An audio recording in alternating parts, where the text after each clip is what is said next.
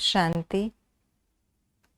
2 युगों तक हमने अपने इस शरीर को नकली सजावट से सजाया, लेकिन ये शरीर और ही गिरावट में आ गया, आत्मा तमो प्रधान बनती गई।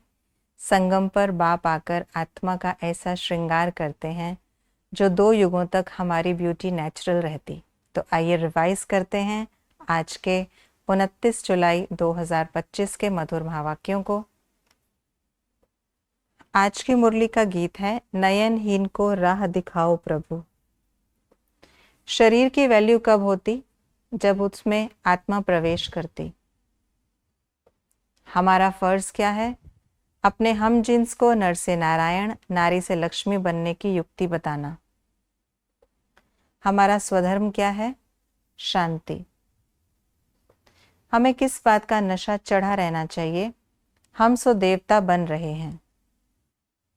जिन्हें ज्ञान का नेत्र नहीं, उन्हें क्या कहा जाएगा? चूचा, धुंधकारी।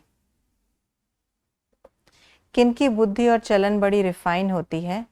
जिन्हें ज्ञान का तीसरा नेत्र मिलता।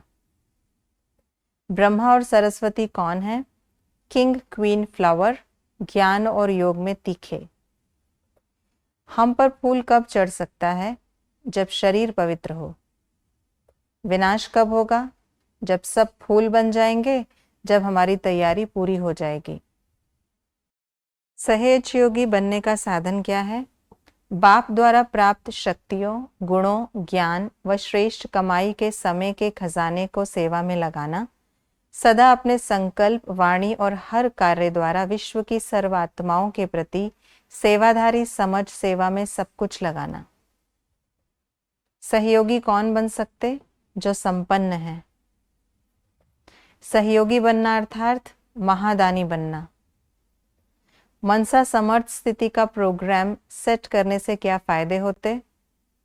संकल्प शक्ति जमा होती, स्वतः अच्छे वाइब्रेशंस फैलते, मन को अपसेट होने का समय नहीं मिलता। कुछ बातों के लिए बाबा ने बताया ऐसा नहीं है। शरीर में ज्ञान नहीं होता, शरीर को राह नहीं बताते, इस समय हमारा पूजन नहीं होता, कोई भी मनुष्य मात्र को ज्ञान नहीं है। बाप हमें परम धाम में बैठ नहीं पढ़ाते, हमें परमात्मा व प्रभु पढ़ाते। हम ऐसे नहीं कहेंगे। आत्मा और परमात्मा की सजावट नहीं होती। कुछ बातों के लिए बाबा ने बताया ऐसा क्यों है। सब मनुष्यों को विकारी कहा जाता क्योंकि विष से पैदा होते। मनुष्यों को ज्ञान नेत्रहीन कहा जाता क्योंकि उनमें ज्ञान नहीं है। श्री कृष्ण की बहुत महिमा होती क्योंकि सबसे जास्ती ब्यूटीफुल बनते। श्री कृष्ण का नंबर 1 में गायन होता क्योंकि नंबर 1 में कर्मातीत अवस्था को पाते। क्या होने से क्या होता है? आत्मा पवित्र बनने से शरीर भी पवित्र बनता। प्रभु व ईश्वर कहने से बाप का लव नहीं आता। सत्यनारायण की कथा सुनने से नारायण बनते। बेहद के वैरागी बनने से आकर्षण के सब संस्कार सहज खत्म हो जाते। रचता और रचना के आदि मध्य अंत को जानने से चक्रवर्ती राजा बनते। हमें किन बातों की धारणा करनी है?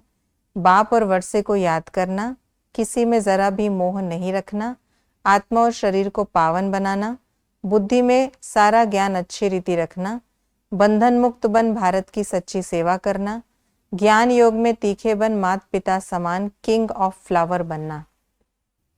ये थी आज की मुरली की विशेष बातें। हमें ज्ञान योग में तीखा बनकर मम्मा बाबा के समान किंग ऑफ फ्लावर बनना है और साथ ही साथ बाप और वर्षे को याद करते हुए अपनी इस यात्रा को पूरा करना है। ओम शांति।